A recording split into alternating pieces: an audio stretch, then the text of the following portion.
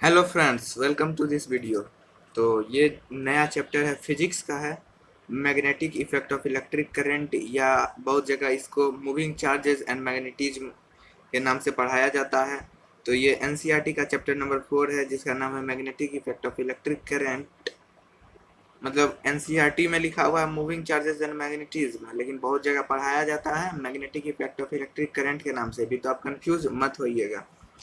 तो इसका जो सबसे पहला टॉपिक आपको बताने जा रहे हैं वो है ऑर्स्टेड एक्सपेरिमेंट। तो देखिए, ऑर्स्टेड एक्सपेरिमेंट क्या कहता है। ऑर्स्टेड एक्सपेरिमेंट ये बताता है कि किसी भी ओपन वायर में, अगर किसी भी ओपन वायर में करंट फ्लो होता है, अगर किसी भी ओपन वायर में करंट फ्लो होता है तो उसके आसपास मैग्नेटिक फील्ड क्रिएट हो जाता है। If in any open wire current can be flown through it, then magnetic field around them is produced। तो देखिए, ये मान लीजिए एक वायर है, ओपन वायर, यानी कि वो कवर्ड नहीं होना चाहिए। जैसे कोई वायर होता है उसके ऊपर इंसुलेटर चढ़ाया होता है, वो इंसुलेटर नहीं होना चाहिए, ओपन वायर होना चाहिए। तो ये देखिए एक ओपन वायर है। ओपन वायर में पॉजिटिव और निगेटिव टर्मिनल हमेशा बड़ा वाला पॉजिटिव रहता है और छोटा वाला निगेटिव टर्मिनल रहता है, जहाँ से मतलब बैटरी का पोजीशन, जहाँ से कि करंट जाता है, फ्लो होता है बैटरी में, मतलब पूरे सर्किट में। तो ये वायर है, इसमें करंट इस तरह से जा रहा है। करंट आई जो है जा रहा है इसमें, आई करंट इधर जाके इससे करके जा रहा है। तो उसके चारों तरफ बन रहा है क्या, एक मैग्नेटिक फील्ड। ये जो इस तरह से दिखाया गया है, इस तरह से ये सभी मैग्नेटिक फील्ड है। तो देखिए, अब आपको ये ऑर्स्टेड एक्सपेरिमेंट पूरा आपको पढ़ के बता देते हैं क्या कहता है, फिर इसको याद रखने का ट्रिक बता देंगे आपको कि ऑर्स्टेड एक्सपेरिमेंट ये कहता है कि when a current is passing through the open wire, जब एक करंट ओपन वायर से पास करता है, then it will produce a magnetic field, तब वह मैग्नेटिक फील्ड प्रोड्यूस करता है। तो आपको इसको याद रखने का ट्रिक बता देते हैं। ओ कम, आप किसी को बुलाते हैं तो ओ कम, तो अगर आप किसी को बुलाते हैं तो बोलते हैं ओ कम, ओ कम। इस तरह से आप याद रखिए। ओ फॉर ऑर्स्टेड, और सी फॉर करेंट, ओ फिर ओ फॉर ओपन वायर, और फिर एम ई से मैग्नेटिक फील्ड। एम एफ होता है, लेकिन मैग्नेटिक फील्ड आप एम ई मान लीजिए कि एम ई है। तो ओ कम एक ट्रिक बन गया। ऑर्स्टेड पहले क्यों है, क्योंकि ये ऑर्स्टेड का एक्सपेरिमेंट है। उसके बाद जो ओ आ रहा है वो है ओपन वायर के लिए, और एम ई से मैग्नेटिक फील्ड। ऐसे एम एफ होता है मैग्नेटिक फील्ड को शॉर्ट में दर्शाने का तरीका, अगर आप लिखना चाहते हैं अल्फ़ाबेटिकली। तो साइन उसका बी होता है, बी बार। तो ये आपको आगे बताते हैं। तो आप नॉर्मल इस तरह याद रख सकते हैं कि किसी भी करंट कैरिंग ओपन वायर के चारों तरफ मैग्नेटिक फील्ड प्रोड्यूस होता है। तो देखिए, ऑर्स्टेड ये एक्सपेरिमेंट कैसे किए। वो एक प्रोफेसर थे, वो एक लेक्चर ले रहे थे फिजिक्स का, तो जिसमें कि वो एक एक्सपेरिमेंट कर रहे थे सिर्फ ओपन वायर में करंट पास करवा के। उनका कोई मकसद नहीं था मैग्नेटिक फील्ड फाइंड करने का, या उनका पता नहीं था मतलब तभी मैग्नेटिक फील्ड कोई भी current carrying wire, open wire produce करता है। लेकिन वो बस यूं ही एक्सपेरिमेंट कर रहे थे, और बगल में एक कंपास रखा हुआ था जो कि मैग्नेटिक फील्ड को बताता था डिफ्लेक्ट होके। तो जब उन्होंने नोटिस किया कि जब जब वायर से करंट फ्लो हो रहा है करंट, तब तब कंपास का जो नीडल है वो डिफ्लेक्ट हो रहा है। ये देखिए छोटा छोटा साइन जो है ये डिफ्लेक्शन का दिखाए हुए हैं। तो ये कंपास हो गया, ये डिफ्लेक्शन शो कर रहा है, ये करंट कैरिंग वायर हो गया, ओपन वायर। तो इससे उन्होंने कंक्लूड किया कि किसी भी करंट कैरिंग ओपन वायर के आसपास मैग्नेटिक फील्ड बनता है। तो अब आप आगे आ जाइए। अब इन्होंने तो एक थ्योरी दे दिया, तो बायो सावर्ट लॉ बताता है कि कितना, मतलब उसका एक्सप्रेशन क्या है, जो मैग्नेटिक फील्ड प्रोड्यूस हो रहा है उसका एक्सप्रेशन क्या है। तो बायो सावर्ट, देखिए बहुत जैसे लिखा रहता है बायोट, बायोट लिखा रहता है BIOT, लेकिन अब पढ़िएगा आप क्या, बायो सावर्ट लॉ। बायो और सावर्ट दोनों अलग अलग साइंटिस्ट का नाम है। तो तो ये दोनों ने मिलके ये मतलब एक जो फॉर्मूला है आगे आपको बता रहे हैं उसका एक्सप्रेशन दिया। तो gives the expression for magnetic field of a current element. Current element के लिए मैग्नेटिक फील्ड बायो सावर्ट ने दिया। तो 2 साइंटिस्ट हैं जिनका नाम है जेन बैप्टिस्ट बायो एंड फ्लॉक्स सावर्ट, कुछ नाम होगा, आप नाम पे उतना मत जाइए, बस इतना जान लीजिए कि 2 साइंटिस्ट थे। अब देखिए किस तरह से डेरिवेशन करना है। आपको एक नॉर्मल सा कोई वायर ले लेना किसी भी साइज का, ये नहीं अभी जरूरी है कि स्ट्रेट वायर ही लेना है, अभी नॉर्मल कोई भी साइज का आप एक वायर ले लीजिए, कोई भी शेप का, साइज नहीं शेप का। और उसके बाद उसका जो लेंथ है वो लेंथ आप रख लीजिए एल, तो स्मॉल लेंथ डी एल रख लीजिए। अब उस स्मॉल लेंथ से एक पॉइंट पी पर आपको मैग्नेटिक फील्ड कैलकुलेट करना है। तो आप एक नॉर्मल ड्रॉ कर लीजिए, small length D L, current flow हो रहा है आई अमाउंट में, और ये ये पॉइंट जो है मतलब ये डी एल से जो पी का जो दूरी है ये है आर वेक्टर। तो और इसके बीच का जो एंगल है वो है थीटा, एक्स और वाई पॉइंट है वायर का। तो आप देख लीजिए कैसे आपको करना है, फिर आपको ट्रिक भी बता देंगे। तो डी बी देखिए बोले थे बी से आप मैग्नेटिक फील्ड डिनोट कर सकते हैं, तो delta B, delta magnetic field directly proportional होता है लेंथ के। तो जो लेंथ है जितना ज़्यादा लेंथ रहेगा उतना ज़्यादा मैग्नेटिक फील्ड, जितना कम लेंथ उतना कम मैग्नेटिक फील्ड। फिर ये करंट के भी डायरेक्टली प्रोपोर्शनल होता है, तो D B is directly proportional to I, यानी कि जितना ज़्यादा मैग्नेटिक फील्ड रहेगा मतलब जितना ज़्यादा करंट रहेगा उतना ज़्यादा मैग्नेटिक फील्ड, जितना कम करंट उतना कम मैग्नेटिक फील्ड। या आप इसको इस तरह कर सकते हैं कि जितना ज़्यादा मैग्नेटिक फील्ड उतना ज़्यादा करंट, जितना कम मैग्नेटिक फील्ड उतना कम करंट। और ये साइन थीटा के भी डायरेक्टली प्रोपोर्शनल होता है। तो आपको ये बता देते हैं किस तरह आपको याद रखना है, लेकिन ये इन्वर्सली प्रोपोर्शनल होता है रेडियस के स्क्वायर के।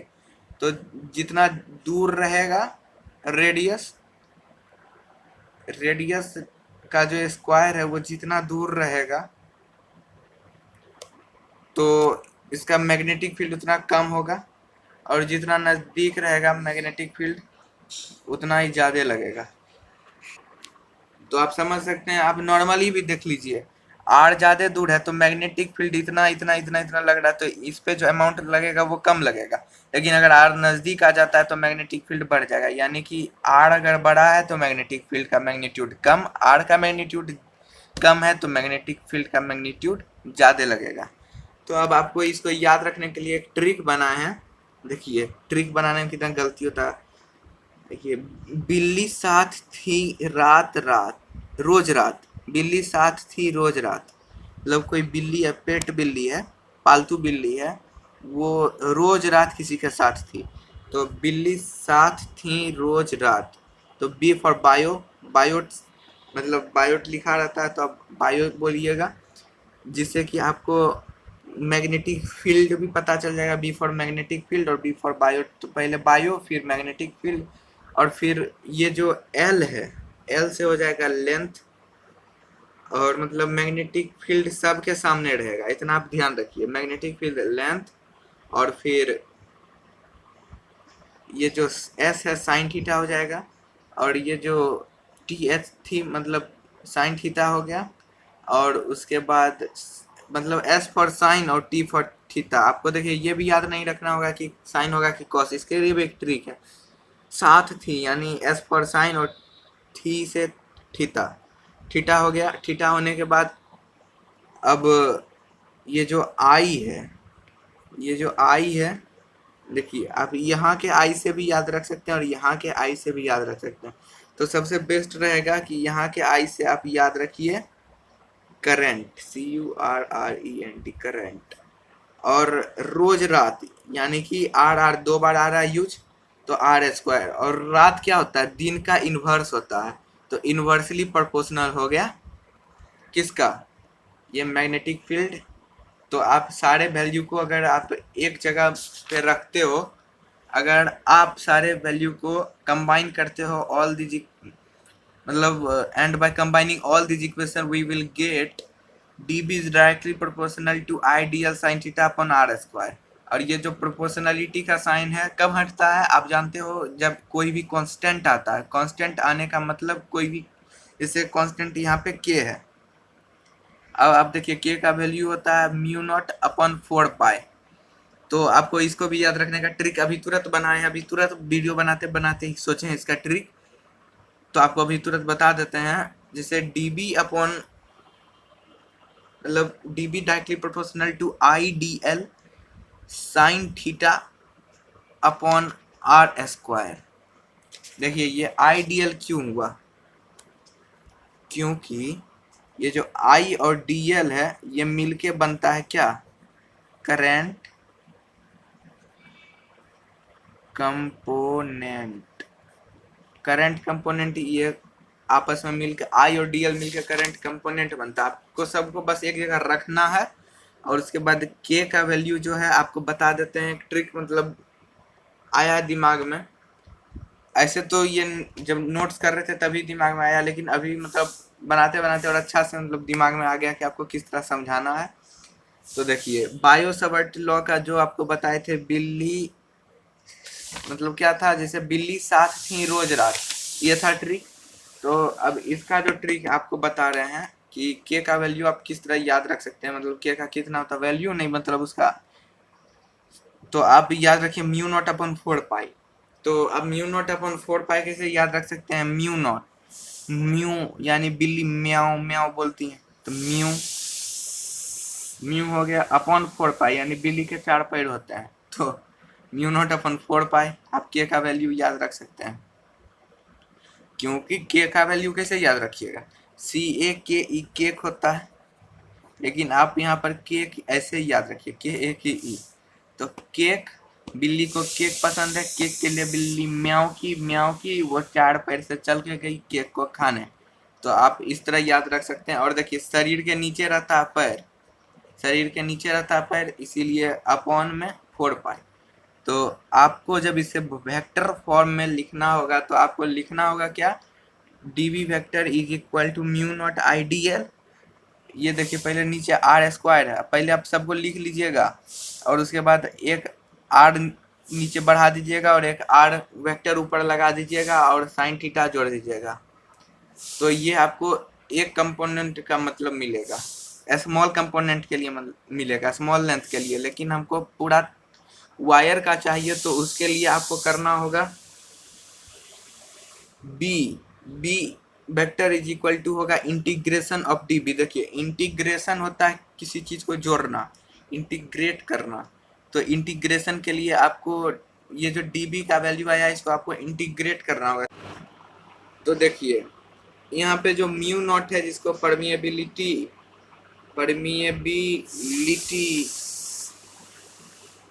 परमेबिलिटी ऑफ फ्री स्पेस कहते हैं, और T फॉर टेस्ला होता है, M फॉर मीटर और A फॉर एम्पियर। तो टेस्ला मीटर पर एम्पियर हो गया और इसका वैल्यू होता है 4 पाई इंटू 10⁻⁻⁷। तो के का आपको बताए थे K is equal to mu naught upon 4 pi is equal to, मतलब म्यू नॉट का वैल्यू आप रख दीजिए 4 पाई इंटू 10⁻⁻⁷, अपॉन में फिर 4 पाई कैंसिल हो जाएगा तो बच क्या जाएगा 10⁻⁻⁷ टेस्ला मीटर पर एम्पियर। और आप आगे बढ़िए, आगे बढ़ के आपको बताते हैं क्या अगला टॉपिक है, वो है डायरेक्शन ऑफ मैग्नेटिक फील्ड। तो मैग्नेटिक फील्ड का जो डायरेक्शन है आप कैसे निकालिएगा, तो डायरेक्शन ऑफ मैग्नेटिक फील्ड आपको निकालने के लिए राइट हैंड थंब रूल का यूज करना है। तो आपको राइट हैंड थंब रूल का यूज कैसे करना है, सबसे पहले आपको कुछ साइन बता देते हैं कि ये जो पॉइंट है, मतलब सर्किल के अंदर पॉइंट, ये हो गया क्या आउटसाइड हो गया, और सर्किल के अंदर अगर क्रॉस है तो ये हो गया इनसाइड। बताते हैं क्यों, क्योंकि अगर आपने कोई एरो देखा है, बता देते हैं कैसा एरो। एरो बहुत सारे सीरियल्स में दिखाया जाता है, महाभारत रामायण ये सब में एरो, और उसके पीछे कुछ इस तरह का होता है शायद, हाँ। तो छोड़िए ये मैटर नहीं, मतलब एक जैसे ये मान लीजिए पेन है, तो देखिए अगर आप इस पेन को कैमरा से एकदम सीधा निकलते हुए देख रहे हो तो क्या एक गोल के बीच में एक पॉइंट ऐसा दिखाई दे रहा है, बस मतलब ये आपके इधर आ रहा है, यानी आउटवर्ड डायरेक्शन में है।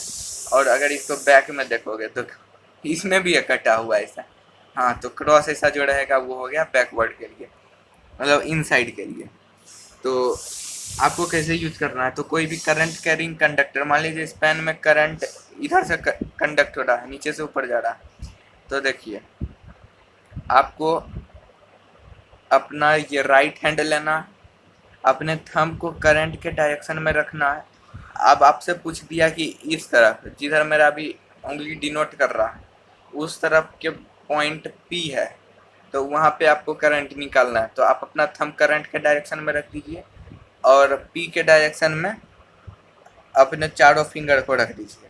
अब आप सिंपली कर्ल कर लीजिए, तो ये आउटसाइड आ रहा है, देखिए कैमरा की तरफ आ रहा है, तो ये पॉइंट से डिनोट हो जाएगा। अगर यही कहेगा इस तरफ अगर कोई भी पॉइंट है तो आप इस तरह रख के इस तरह कीजिएगा तो इनसाइड जाएगा मतलब। और अगर जैसे इस तरफ ऊपर ही करंट फ्लो हो रहा है और इस पॉइंट पे निकालना तो इस तरह तो अंदर जा रहा। तो ये आपने देखा, तो इसी तरह ये निकलेगा। देखिए यही आपको बना के बताएं कि हाथ को पहले आप उंगली चारों को इस डायरेक्शन में कर दीजिए जिधर मैग्नेटिक फील्ड आपको फाइंड आउट करना है।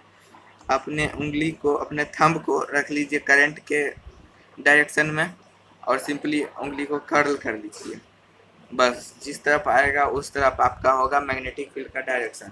अब आपको आगे क्या पढ़ना बता देते हैं। Magnetic field due to a long straight current carrying conductor.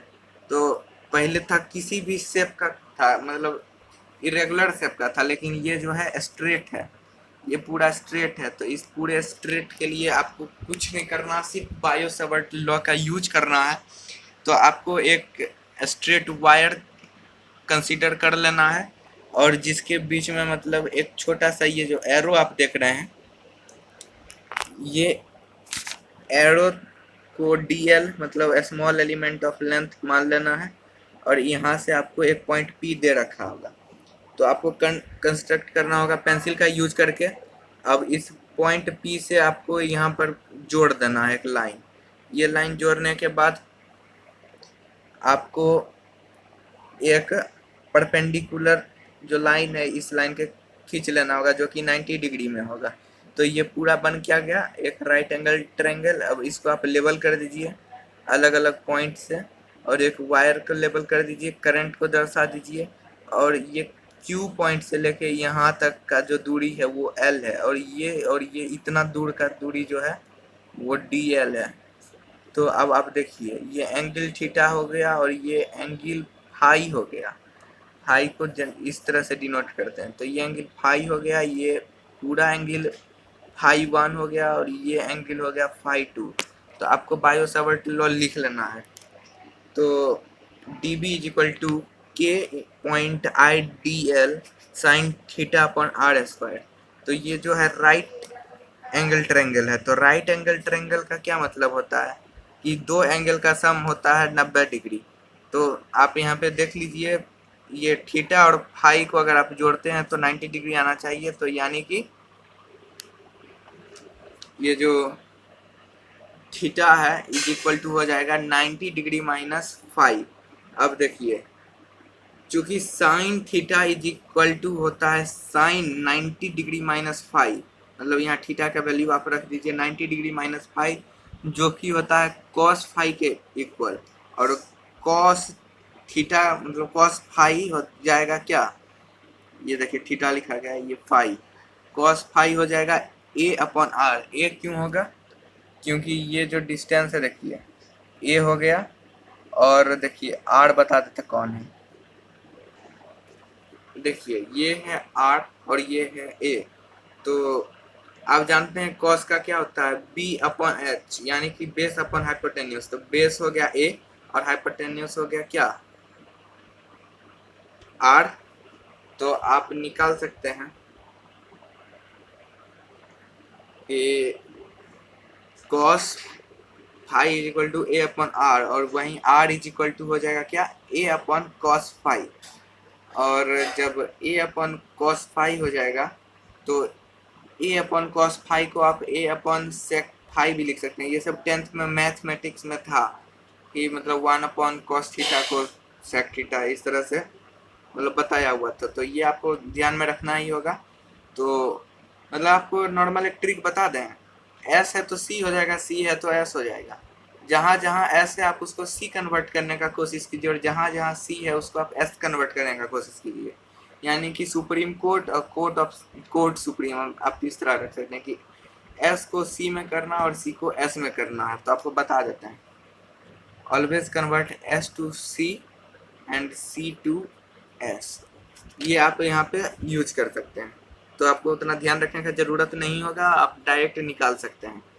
अब देखिए कन्वर्ट कर लिए तो D L is equal to क्या हो गया, ए और इसका पूरा स्क्वायर अपॉन डी फाई, यानी कि छोटा सा एंगल जो है, देखिए इसके लिए तो छोटा सा ही एंगल यूज होगा। ये पूरा के लिए जब फाई है तो इतना दूर के लिए तो छोटा सा ही एंगल का यूज होगा। तो उसको आप रख लीजिए डी फाई। और उसके बाद जब आप इसको स्क्वायरिंग करेंगे तो A sec square phi upon मतलब A sec square phi D phi हो जाएगा।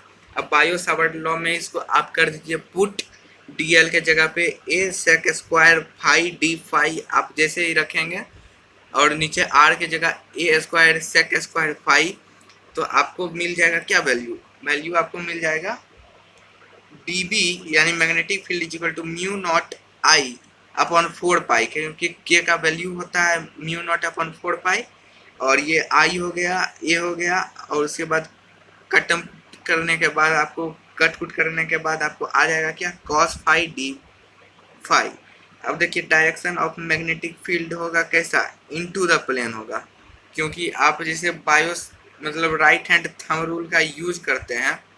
तो आपको जिस तरह बताए थे कि इस तरह फॉलो हो रहा है, तो देखिए करंट इधर जा रहा है तो उंगली इधर घूम जाएगा, क्योंकि पॉइंट इधर रखा हुआ है तो उंगली इधर घूम जाएगा। अब उसके बाद आप डायरेक्शन ऑफ मैग्नेटिक फील्ड जैसे ही निकाल लीजिएगा, उसके बाद आपको लिमिट रख के आप बी का वैल्यू, यानी कि ये तो छोटा लेंथ के लिए हो गया डी एल, अगर आपको पूरा बड़ा लेंथ डी मतलब एल का चाहिए तो होगा आपको इंटीग्रेट करना होगा। तो इंटीग्रेट आप यहाँ लिमिट रखे कीजिएगा। देखिए आपको लिमिट यहाँ पर क्या लेना है, ये देखिए फाई 1 और ये फाई 2 है। तो ये लेकिन जो आप यहाँ पे ले रहे हैं ये तो आप ले रहे हैं क्या, मतलब ये फाई 1 जो है वो माइनस में जा रहा है, मतलब ये ठीक से फाई आ भी नहीं रहा है। तो आप नॉर्मल यहाँ याद रखने के लिए, पूरा फाई आ नहीं रहा है तो इसको माइनस में ले लीजिए नॉर्मल याद रखने के लिए। तो माइनस फाई 1 से फाई 2 तक का आपको निकालना है। तो आप माइनस फाई 1 से फाई 2 तक किस तरह निकालिएगा, तो इसके लिए आपको फिर D B is equal to, पहले आपको ये रखना होगा, जिसके बाद आपको वैल्यू आएगा क्या, म्यू नॉट आई अपॉन 4 पाई। तो जब आप इसका वैल्यू पुट कीजिएगा dB का, तो ये कांस्टेंट जो है म्यू नॉट आई अपॉन 4 पाई है, ये बाहर निकल जाएगा और अंदर बच जाएगा कॉस फाई और डी फाई, और लिमिट लग जाएगा माइनस फाई 1 टू फाई 2। तो जब आप इसका जब सॉल्व कीजिएगा इंटीग्रेशन, तो आपको कुछ इस तरह का आएगा क्या, तो लिमिट पुट करने के बाद आपको ये ऊपर वाले को पहले लिख देना है, फिर माइनस कर देना है किसको, साइन, और फिर इस ब्रैकेट के अंदर माइनस फाई 1, और उसके बाद आप जब सॉल्व कर लीजिएगा तो आपको वैल्यू क्या मिलेगा, b is equal to mu naught I upon 4 pi A under bracket sine phi 1 plus sine phi 2। अब आपको पढ़ना आगे क्या है, magnetic field at the centre of a circular current loop, मतलब किसी भी मतलब एक सर्कुलर लूप है, समझे, एक सर्कुलर लूप है जिसमें करंट जा रहा है, तो उसके सेंटर पे मैग्नेटिक फील्ड कितना होगा। तो आप किसी भी एक एलिमेंट को देखिए, ये छोटा सा ये जो है, इसको अगर आप जैसे ये पढ़े होंगे कि कोई भी सर्कल है, तो उसको अगर आप एकदम गौर से अगर एक छोटा सा प्लेन में देखिएगा तो एक छोटा सा स्ट्रेट लाइन मिलेगा, बहुत ही छोटा सा स्ट्रेट लाइन। तो ये जो स्ट्रेट लाइन है आप इसको dl मान लीजिए, और पॉइंट है O, उसके बीच का दूरी है r वेक्टर, करंट फ्लो हो रहा है I। तो अब आप यहाँ पे निकालिए dB is equal to mu naught I upon 4 pi into DL sin 90 क्यों यूज हुआ है? क्योंकि ये जो है 90 डिग्री पे यहाँ पे परपेंडिकुलरली खड़ा है, मतलब इस पे एंगल बना रहा है परपेंडिकुलरली। एंगल जो बनाने के कारण यहाँ पे 90 यूज किया गया है अपॉन आर स्क्वायर। और उसके बाद जब आप इसको फर्दर सॉल्व करते हैं तो mu naught I upon 4 pi into D L upon R square आ रहा है। और here theta is equal to 90 degree, ये आपको बता दिए। तो बी, ये देखिए छोटा सा डी एल आया, तो आपको पूरा के लिए चाहिए तो आपको इसको इंटीग्रेट करना होगा। और इंटीग्रेट करने के लिए आपको बताए हुए हैं, तो आपका आंसर आ जाएगा कितना, mu naught I upon 4 pi R square dot L. और जब ये हुआ आपको एक टर्न, अगर कॉइल का जो एक टर्न है ये सिंपली, और अगर नंबर ऑफ टर्न्स होगा यानी एन टर्न होगा, तो आपको बस सिर्फ इसमें एन से मल्टीप्लाई कर देना और आपका जवाब आ जाएगा। तो देखिए ये जो एल है, अब देखिए इसका, देखिए आपको यहाँ पे एक चीज़ ध्यान में रखना होगा कि अब ये एल है, ये नॉर्मल तो है नहीं, ये बना क्या रहा है, एक सर्कल बना रहा है। और सर्कल का सरकमफेरेंस होता है 2 पाई आर। जो जब आप एल के जगह पे 2 पाई आर रखोगे तो एक आर से एक आर कैंसिल हो जाएगा। तो फिर सॉल्व करने के बाद आपको आंसर क्या, देखिए एक आर से आर कट गया, पाई से पाई कैंसिल हो गया, 2 से 4 2 बार में कट गया, तो आपको आंसर आ जाएगा mu naught I upon 2 R. और ये एन टर्न के लिए हो जाएगा mu naught N I upon 2 A. अब आते हैं अगले डेरिवेशन के ऊपर। तो अगला डेरिवेशन जो है वो है magnetic field on the axis of a circular current loop. Circular current loop के एक्सिस पे अगर मैग्नेटिक फील्ड हो रहा है तो वो कैसा हो, मतलब कितना होगा। तो देखिए एक सर्कुलर करंट लूप, मतलब करंट लूप है और एक पॉइंट है, क्योंकि एक्सिस पे कर रहा है तो एक पॉइंट पी पे आपको मैग्नेटिक फील्ड निकालना है। तो पहले आप इसको कंस्ट्रक्ट कर लीजिए, अच्छे से ड्रॉ कर लीजिएगा, तो बोर्ड में ड्राइंग पे भी मतलब लगभग हाफ नंबर दे देता अगर आपका सही रहा तो कंस्ट्रक्शन। तो आप पहले कंस्ट्रक्शन ध्यान से देख लीजिए कि कंस्ट्रक्शन क्या है, एक बार ऊपर से दिखा देते हैं, देख लीजिए, स्क्रीनशॉट ले लीजिएगा। पहले आपको बता देते हैं तो आपको समझने में आसान होगा। तो ये देखिए मतलब करंट कैरिंग लूप है जिसमें आई अमाउंट ऑफ करंट जा रहा है। आपको सिंपली सीधा सा फिर यही फंडा लगाना है, एक छोटा डीएल ले लेना है, मतलब एक छोटा लेंथ ले लेना जिसको आप डीएल कहिएगा, डेल्टा एल।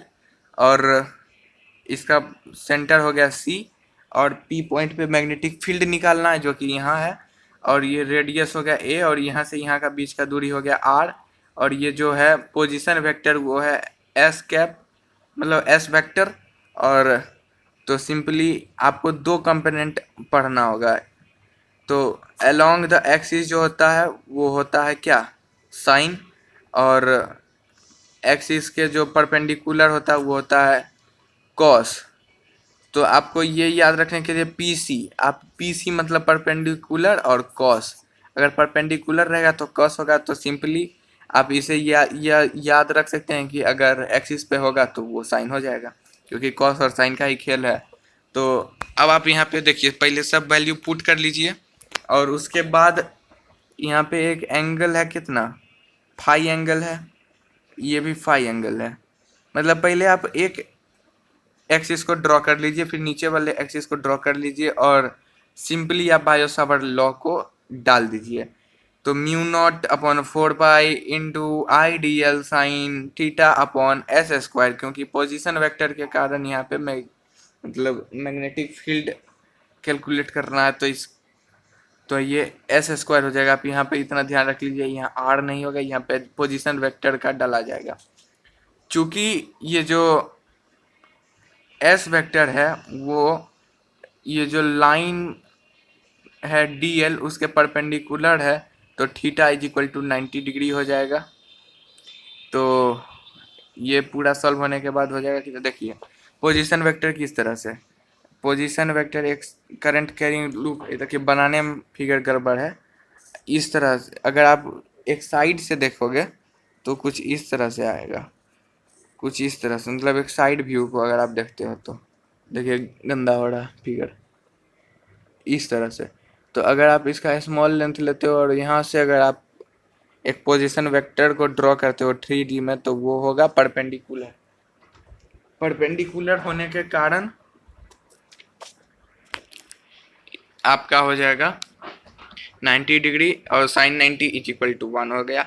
तो आप पुट करने के बाद जो वैल्यू है उसका आप आराम से निकाल सकते हो। लेकिन अब आप देखिए यहाँ दो कंपोनेंट मिल रहा है, कॉस का एक साइन का। तो दिक्कत ये है कि कॉस का लें या साइन का। तो पहले आपको बता देते हैं, अगर आप कॉस का लोगे तो मैग्नीट्यूड दोनों कॉस का सेम है, तो आपस के इफेक्ट को कैंसिल कर देगा क्योंकि अपोजिट डायरेक्शन में है। तो आप कॉस को नहीं ले सकते, बचा सिर्फ साइन, तो आप साइन को ही लोगे। और आपको क्या करना है, डी बी साइन थीटा, वहाँ पे है डी बी साइन थीटा। तो अब आपको आगे बताते हैं, ये जो D B sine theta along the axis आपको उसको लेना होगा। तो आपको पूरा बी को निकालने के लिए क्या करना होगा, बी इज इक्वल टू, पहले तो आपको स्मॉल मतलब D B sine theta along the axis आपको पता चल गया कि ये जो डी बी साइन थीटा हो जाएगा, क्योंकि अगर आपको स्मॉल मैग्नेटिक फील्ड निकालना है तो डायरेक्ट आपको पता चल गया कि डी बी मैग्नेटिक फील्ड लिखते लिखते आपको पता चल ही जाएगा। तो स्मॉल का तो पहले से ही आपको पता चल गया, डी बी साइन थीटा हो जाएगा। तो आपको अब पूरे मतलब वायर पूरे लेंथ से अगर निकालना है तो आपको b is equal to under integrate करना होगा डी बी साइन थीटा को, और sine theta is equal to a upon s होगा, क्योंकि p बाई h यानी परपेंडिकुलर बाय हाइपोटेनस होता है, और परपेंडिकुलर यहाँ पे s है और हाइपोटेनस यहाँ का क्या है, हाइपोटेनस यहाँ का है, जैसे परपेंडिकुलर यहाँ पे हो गया क्या a, और हाइपोटेनस हो गया यहाँ पे s। आप खुद देख लीजिए, परपेंडिकुलर और हाइपोटेनस, अगर यहाँ पे 90 डिग्री बन रहा है तो परपेंडिकुलर a हो गया और हाइपोटेनस s यानी पोजीशन वेक्टर हो गया। तो जब आप उसको पुट कर देते हैं तो आपको कुछ इस तरह का वैल्यू मिल जाता है। और हम जानते हैं कि D B is equal to इतना आ गया, और साइन थीटा बराबर आप यहाँ पे पुट कर दीजिए, क्योंकि डी बी का वैल्यू आपको पहले से ही मिल चुका था, म्यू नॉट अपॉन 4 पाई, यहाँ पे आपको मिला था ना अभी डी बी का वैल्यू, क्योंकि डी एल जो है वो परपेंडिकुलर है एस के। तो जिससे कि आप जब वायो सावर्ट लॉ में साइन थीटा का जो वैल्यू डालोगे तो आपको डी बी का वैल्यू पता चल जाएगा कि इतना है। अब जब आपको डी बी का वैल्यू पहले से पता चल चुका है, यहाँ पे कंपोनेंट भी लिखा गया, तो आपको बस निकालना है, डी बी का वैल्यू पहले से पता है तो वो डाल दीजिए, और साइन थीटा का वैल्यू आप डाल दीजिए, और आप सॉल्व कीजिएगा तो पहले आएगा आपको b is equal to under integration of mu naught upon 4 pi into I D L upon S square into A by S. तो आप इसको जब इंटीग्रेट कीजिएगा तो mu naught I A upon 4 pi S Q under integration D L, ये point कुछ नहीं, बस इस तरह पड़ गया तो आप फिर अल्फा समझने लगोगे। ये कुछ नहीं नथिंग। अब देखिए mu naught I A upon 4 pi S square, अब देखिए एल है क्योंकि सरकमफेरेंस ऑफ सर्कल हो गया, 2 पाई आर होता है, लेकिन रेडियस यहाँ पे आर नहीं ए है, तो इसका आपको खास ध्यान रखना होगा। और उसके बाद आप mu naught I A square upon 2 SQ, आप वैल्यू कुछ भी ले सकते हो, ए आर, आपको अगर मन है रेडियस आर और डिस्टेंस ए तो आप वो लिख लोगे, तो आपको 2 पाई आर हो जाएगा यहाँ पे। अगर आप रेडियस जो लेते हो आपको वो पुट करना है। तो सिंपली आप एस का जो वैल्यू होता है, एस का वैल्यू आप पाइथागोरस थ्योरम लगा के निकाल सकते हो, R square plus A square bracket में पावर हाफ यानी 1/2।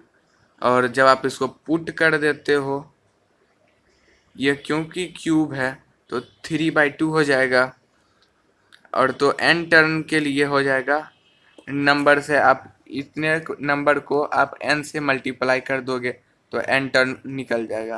तो अब मिलते हैं नेक्स्ट वीडियो में, तब तक के लिए अगर आपको वीडियो अच्छा लगा तो वीडियो को लाइक शेयर ज़रूर कर दीजिए, सब्सक्राइब ज़रूर कर लीजिए चैनल को, और नीचे कमेंट भी कर दीजिए आपको कौन से चैप्टर का चाहिए, कहाँ पे आप नहीं समझे वो भी आप हमें कमेंट करके बताइए, ताकि आपके लिए एक स्पेशल वीडियो भी बना दिया जाए।